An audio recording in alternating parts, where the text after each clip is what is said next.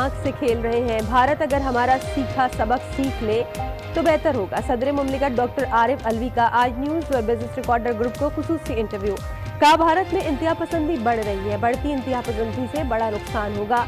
ये भी कहा अफगान मुहाजिरीन को रखने के लिए पाकिस्तान ने बहुत कुर्बानियां दी हैं।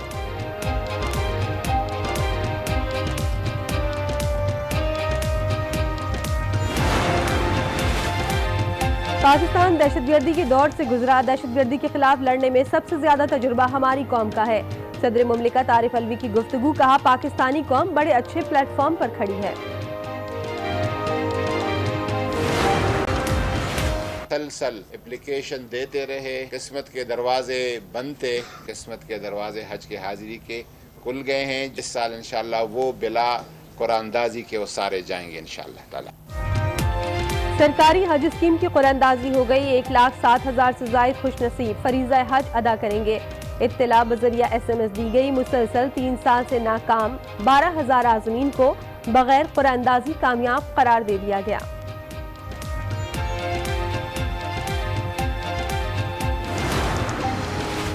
वज़ीर-ए-आज़म इमरान खान मुल्क में टैक्स का निज़ाम ठीक करने के लिए पुरअज़्म। आला सतह इजलास में कहा मौजूदा निज़ाम गैर मुनसिफाना है, गरीब पर टैक्स का बोझ ज्यादा है। FBR में इस्लाहात करके टैक्स नादहिंदगान को टैक्स नेट में लाने की हिदायत।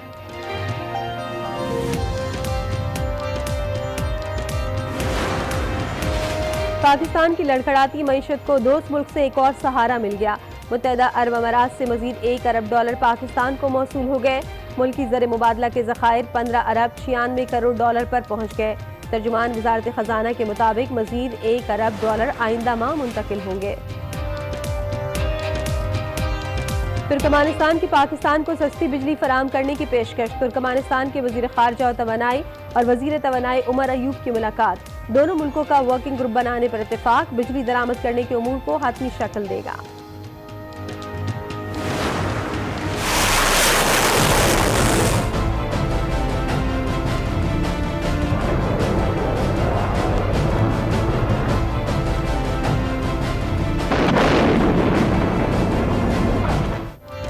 दुश्मन ने जारियत दिखाई तो इसे हिलने का मौका भी नहीं मिलेगा।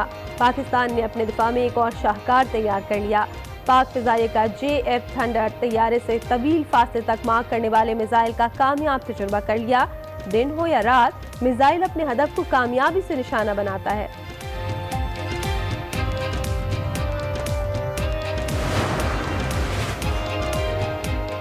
पाक भारत कशीदगी पर जर्मनी को तशवीश। जर्मन वजीर खारजा का दौरा पाकिस्तान। वजीर आजम और वजीर खारजा शाह महमूद कुरैशी से मुलाकात की। दो तरफा ताल्लुकात और खित्ते की सूरत हाल पर तबादला ख्याल किया। जर्मन वजीर खारजा हाइको मास ने कशीदगी में कमी के लिए मुज़ाकरात पर जोर दिया। अफगान अमल में पाकिस्तान के किरदार को सराहा।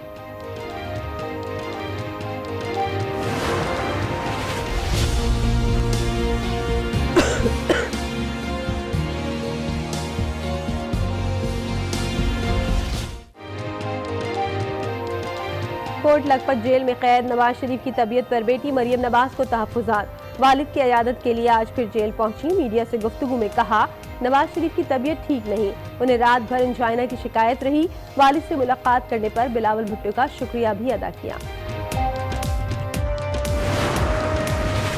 जहाँ तक उनकी सेहत का ताल्लुक है वो तो आपको हमने कल भी बता दिया कैटेगोरिकली कि उनकी सेहत के लिए ना हम हर चीज़ का बंदोबस्त कर रखा है। हमने तमाशा बनाया, अब उनके घर वालों ने बना रखा है। कब कहते हैं हमारे अब्बू को पूछ नहीं रहा, हमारे घर वालों को, हमने तो कोई भी बात नहीं कही। नवाज शरीफ के घर वालों ने उनकी सेहत को तमाशा बनाया हुआ है। वजीर सेहत पंजाब डॉक्टर यास्मीन राशिद बरस पड़ी। कहा नवाज शरीफ के इलाज के लिए हर चीज का बंदोबस्त है। पाकिस्तान में रहते हुए जो सहूलत लेना चाहे देंगे। वजीर आजम के मुशीर नईम उल हक ने नवाज शरीफ से बिलावल की मुलाकात को सियासी करार दे दिया।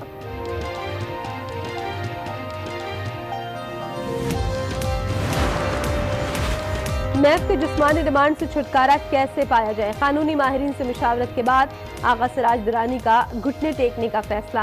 सिंध असम्बली का इजलास 10 रोज के लिए मौखर करने का फैसला कर लिया। बिलावल भुट्टो का आगा सिराज दुरानी से इज़हार यकजहती के लिए कल सिंध असम्बली जाने का फैसला।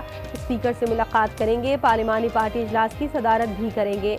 बिलावल भुट्टो दोपहर 3 बजे सिंध असम्बली में प्रेस कॉन्फ्रेंस भी करेंगे।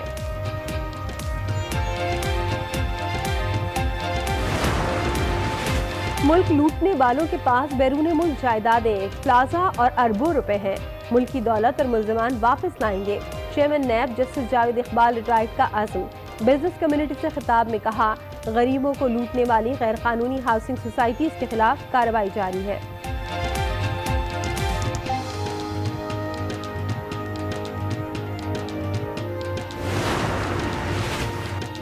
नैब लाहौर को कई बरस से 143 मफरूर मुल्ज़मान की तलाश। इंटेलिजेंस विंग को फौरी गिरफ्तारी का टास्क दे दिया गया। बाज़ अफराद या उनके अहल खाना बैरून मुल्क भी मुकीम है। आज न्यूज़ ने मतलूब मफरूर मुल्ज़मान की तफसीलात हासिल कर ली।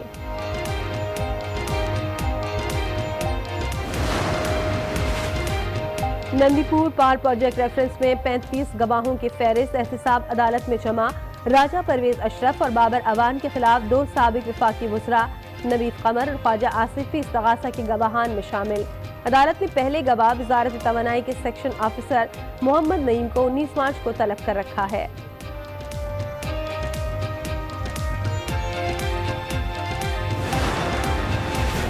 आज 8 माह गुजर गए और हुकूमत वक्त स्टैंडिंग कमेटीज बनाने में इंटरेस्टेड नहीं है। हम ये ऐलान कर रहे हैं कि हम एहतजाजन अगले 2 दिन तक इजलास में शरीक नहीं हो। 80 दिन में से 8 मसले भी हल नहीं हुए। हुकूमत सिर्फ और सिर्फ अपना टाइम पास कर रही है। असेंबली में कुछ नहीं हो रहा। सिंध सरकार पर बरहम अपोजिशन अब अपना इजलास ऐवान के बाहर बुलाएगी।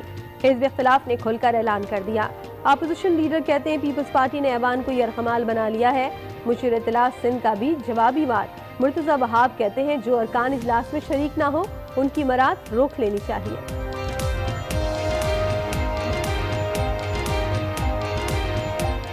वो बाइकआउट का ऐलान करे तो फिर उनका टीएडीए बंद कर देना चाहिए। उनको जो इस दौरान मराहत मिलते हैं वो उनको नहीं मिलने चाहिए। डी चौक पर धरना लगाया था। 1.5-2 साल उन्होंने असेंबली का इजलास तो अटेंड नहीं किया, लेकिन बहैसियत मेंबर के जो मराहत मिलती हैं वो तो वो लोग लेते थे। एक ही सफ में खड़े हो गए हमजा और बुजदार। ना उठा बिल का इशू, ना हुआ अपोजिशन से महाज। पंजाब असम्बली के अपोजिशन और हुकूमती अरकान अपनी तनख्वाहों में इजाफे के लिए एक हो गए। तनख्वाहों में इजाफे की तहरीक मुतफ़िका तौर पर मंजूर। तनख्वाह 83,000 माहाना से बढ़ाकर 2 लाख रुपए करने की तजवीज़। स्पीकर ने बिल कायमा कमेटी बनाए कानून को मंजूरी के लिए भिजवा दिया।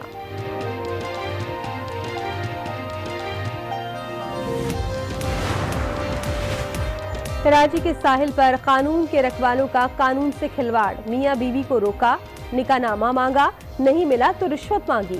पैसे न देने पर तशद्दुद का निशाना बनाया। वीडियो ने तहलका मचाया तो हुकाम की आंखें खुली। 4 एहलकारों को फारिग कर दिया, 2 गिरफ्तार। हासादार फोर्स को पुलिस फोर्स से तहफ़्फ़ुज़ात मातहत काम से इनकार कर दिया। पेशावर और जनूबी वज़ीरिस्तान में एहतजाज। ट्रांजिशन ऑर्डर 2019 मुस्तरद कर दिया। पोलियो मुहिम के दौरान भी ड्यूटी देने से इनकार।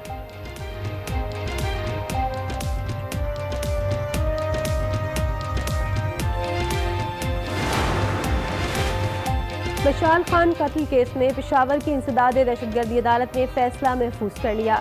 मज़ीद 4 मुल्ज़मान के खिलाफ फैसला 16 मार्च को सुनाया जाएगा।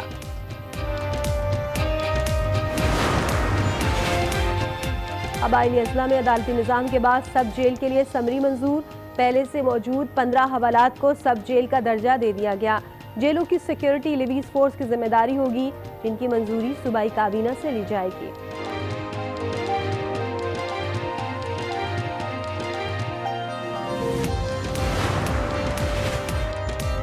सब्जियों और गोश्त के बाद गरीब अवाम दालों की पहुंच से भी दूर। मुनाफाखोरों ने दालों की कीमत में इजाफा कर दिया। माश की दाल पर 20 रुपए और चने की दाल 10 रुपए मजीद महंगी।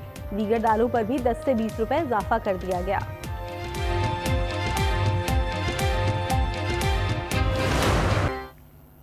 अस्सलाम वालेकुम, मैं हूं शाइस्ता इकबाल। हेडलाइंस आपने देखी, अभी आपको खबर देंगे सदर मुमलिकत आरिफ अलवी कहते हैं आज न्यूज़ के जरिए भारत को पैगाम देना चाहता हूं कि मोदी ने अगर भारत में बढ़ती इंतहा पसंदी को कंट्रोल ना किया तो ये खुद भारत के लिए नुकसानदेह होगा।